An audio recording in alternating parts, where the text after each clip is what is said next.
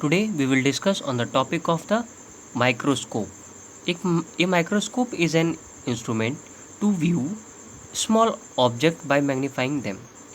हम माइक्रोस्कोप के द्वारा हम बहुत ही छोटे छोटे ऑब्जेक्ट को देख सकते हैं.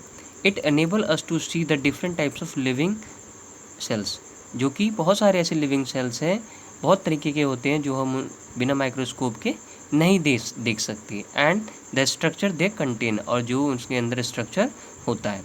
Usually the sample that has to be viewed under a microscope, और हम एक सैम्पल लेके हम माइक्रोस्कोप के अंदर नीचे रख के उसको हम देखते हैं. Placed on a rectangular piece of glass called a slide, और एक रेक्टेंगुलर पीस ऑफ ग्लास होता है जिसको हम क्या बोलते हैं, slide, with a drop of fluid. फिर हम उसके ऊपर कुछ फ्लूइड डालते हैं. It is then covered with the thinner piece of glass. फिर एक पतली जो ग्लास का पीस होता है उससे उसको कवर करते हैं, जिसको हम बोलते हैं कवर स्लिप. आगे हम पढ़ेंगे. The electron microscope is a more recent discovery. जो अभी के समय में जो इलेक्ट्रॉन माइक्रोस्कोप जो भी डिस्कवर हुआ है, that can magnifying object much more that an normal microscope, और वो बहुत ही अच्छा है नॉर्मल माइक्रोस्कोप से. Electron microscope have revealed the fascinating world inside the cells, और हम इलेक्ट्रॉन माइक्रोस्कोप्स के द्वारा भी हम सेल्स के बारे में हम जान सकते हैं.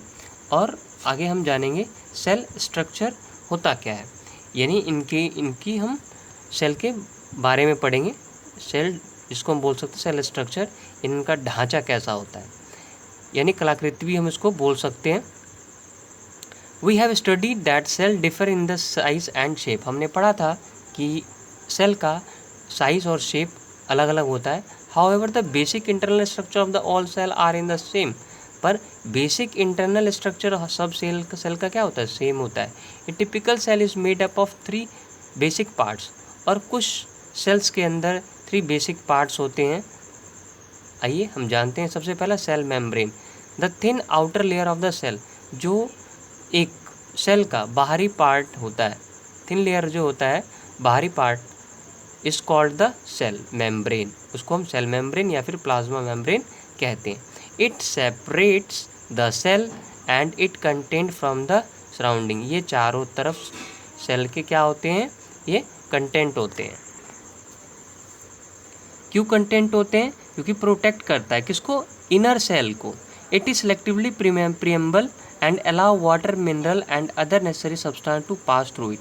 और उससे होता क्या है, उसके अंदर जो इम्पॉर्टेंट मटेरियल्स है, इम्पॉर्टेंट सब्सटेंस है, उसके अंदर सिर्फ उसी को पास होने देता है, जैसे वाटर और mineral. It control what passes in and out of the cell. और ये कंट्रोल करता है कि उसके अंदर क्या जाने की ज़रूरत है और क्या जाने की ज़रूरत नहीं है. आगे हम जानेंगे. In an animal cell it is outermost layer, और एनिमल सेल के अंदर भी आउटर मोस्ट लेयर होता है, सेल होता है. Where is an a plant cell, it is protected by the cell wall, और एक सेल वॉल के फॉर्म में प्लांट सेल में भी ये पाया जाता है. आइए हम जानेंगे अब साइटोप्लाज्म के बारे में. Cytoplasm is a thick jelly fluid inside the cell membrane. जो साइटोप्लाज्म होता है वो थिक जेली फ्लूइड उसके अंदर भरा हुआ रहता है, किसके अंदर, सेल मेम्ब्रेन के. It occupy the space between the cell membrane and the nucleus. और ये किसके बीच में रहता है, सेल मेम्ब्रेन्स और न्यूक्लियस के बीच में, और ये स्पेस कवर करके रखता है.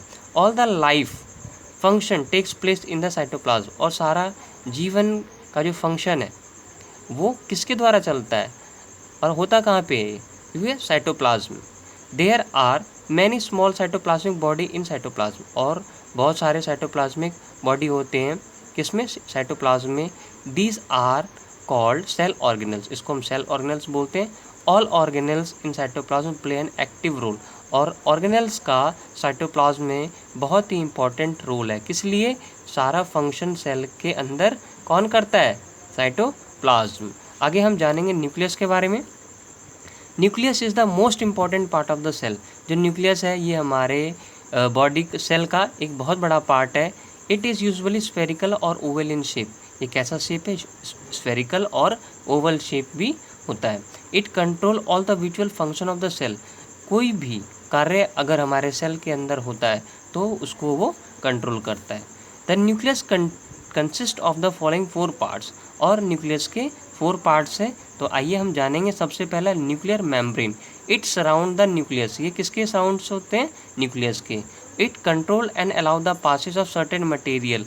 वो सिर्फ जो ज़रूरत की चीज़ें होती हैं उन्हें ही पहुंचने देते हैं in and out of the cell, और जो बाहर आना होता है उसे ही सिर्फ बाहर आने देते हैं। आगे हम जानेंगे न्यूक्लियोप्लाज्म। एक dense fluid in the nucleus. यानी डेंस फ्लूइड किसके अंदर होता है? न्यूक्लियस के अंदर। उसको हम बोलते हैं न्यूक्लियोप्लाज्म। आगे हम जानेंगे nucleus. It is a spherical body present inside the nucleus, है ना। ये इनसाइड होता है किसके? न्यूक्लियस के। और इसका शेप कैसा होता है? Spherical body present. It contains ribonucleic acid. और इसके अंदर राइबोन्यूक्लिक एसिड कंटेन होता है जिसको हम बोलते हैं RNA। और आगे हम जानेंगे chromosomes. Are thread like structure. ये कैसा स्ट्रक्चर होता है क्रोमोसोम?